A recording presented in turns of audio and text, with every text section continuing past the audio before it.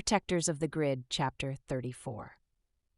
Now they were four boarding the plane from Oklahoma City to San Diego. They had cleaned up enough not to look like refugees. Will's hair was fastened in a long braid down his back, which made him look a little less wild and fierce, a more socially acceptable kind of handsome, but heads still turned when he walked by. But that's because of his presence. He's somehow different now. You can feel him as soon as he's within 10 feet. Tara felt like she was part of a celebrity entourage the way heads snapped around and eyes followed curiously. Will appeared deliberately oblivious of the effect he was having. As though if he doesn't acknowledge it, it isn't happening. He's sort of resigned. Tara found herself intrigued. She was also pleased when Ben and Charlie were given seats 10A and B, and she and Will were assigned 14D and E. She slid into the middle seat and let Will have the aisle to stretch his legs. For his part, Will was also glad to have a few hours to get to know Tara better. She intrigued him. It was more than good looks, although he appreciated her womanly shape and the laugh lines that crinkled at the corners of her eyes. What really grabbed his attention was her knowledge of spiritual principles. No, that wasn't quite right either. It wasn't just knowledge. It was the sense her spiritual principles were ingrained in her. They were integral to her everyday life, not just something hauled out for special occasions. She felt almost uncomfortably familiar at times. It was disconcerting to think he could really see her. What would it be like not to have to explain all the time, he wondered.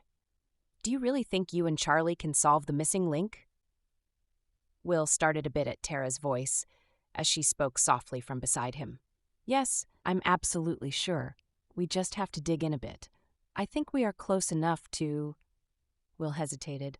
To what, Will? Demanded Tara. To be on the lookout for whoever is keeping track. Keeping track of us?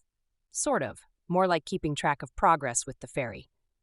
Are you thinking someone who'd like to subvert the launch? More like someone would like the launch to be massively successful so they can co-opt the technology for less beneficial purposes. But who? Will shrugged. Dunno, but after these last few days, let's just say we've got to keep alert. But you said Charlie and I just had initiations, and the storms were also part of the spiritual process. Yes, anything can be an initiation when you survive it. That doesn't mean it was intended that way. But who? I don't know, I'm just staying alert. My gut says to pay attention and keep our eyes open. Something or someone is extremely aware of the energetic shifts around us. Not that we should be scared, just forewarned. And you didn't say this to Ben because you don't want him to freak out? Pretty much. He's still assimilating everything that's happened to him over the last couple of weeks. I'd rather not overload him. On the other hand, Will paused to think. We don't want him to be caught off guard. He turned to look into Tara's deep brown eyes gazing at him. We'd better broach the subject as soon as we get to San Diego. She nodded and fell silent. He squirmed in his seat, found a bit more comfort, then asked her the question that had been rolling around his mind since they met. You're Ben's, cousin. We were really close growing up. Then there were years when we went separate ways, kinda lost contact, until he called me up and begged for help. What kind of help? Tara laughed. 100%. Help understanding how to work with energy and vibration. What he actually said was, I need a witch. Can you come to California? Will looked startled. I know. I told him he can call me whatever he wants, shaman, wise woman, priestess, or witch, as long as he does it with respect. And does he? He does now. When we were young, my weirdness, as he called it, freaked him out. Him and everyone else in our family, except Dad, of course. He's Hawaiian, so he's adept in all the worlds. That's why you took him to Molokai first? Yes. Even though he seemed ready to listen to me, I thought having others on the same wavelength would facilitate his process. I think it worked, too. My dad has worked with Simeona all his life. She is a true kahuna, one of the old ones who remembers how to access the original template of all creatures for healing. I almost lost my way a while back. Simeona took me back to basics, to the hologram and Ho'oponopono. Tara watched Will as she spoke to gauge his reaction. He shook his head. I don't know this language, but what you're saying resonates. It feels powerful. It is the most powerful spiritual technology I know. You said you almost lost your way. What did you mean? Tara sighed, wondering how much to share, then decided she really wanted him to know. I'm a detective for the Arlington County Police Department. At least, that's what I do for the department. On my own, though, He waited, watching her face express her struggle. The thing that gets me most, that keeps me awake nights trying to figure out how to stop it, is tracking serial killers. There was this case.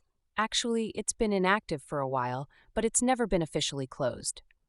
All the victims were called dead angels. They were all pretty little blonde girls between 8 and 12 years old. The memory turned Tara's face old and tired-looking, the grief heavy in her eyes. My daughters. I have twin girls. They were the right age at that time to be victims, although their DNA from Dad gave them dark hair and olive skin, but it was still too close to home, Will nodded. Sometimes the evil in the world hits us so hard. How can such things happen, right? Where is spirituality in the midst of such atrocities? Tara nodded, touched that he got it. Yes. They were both quiet for several moments. When she spoke again, there was a quaver in Tara's voice. It's always a choice, isn't it? You choose to believe because the alternative is unthinkable. And when you act as if, it all works. Like God or the universe, whatever you call it, waits for us to choose our reality. When we choose light, choose life, we discover the gifts that we couldn't see before. Tara looked at him curiously. When did you choose? When I got back to the res after my amputation. Tell me.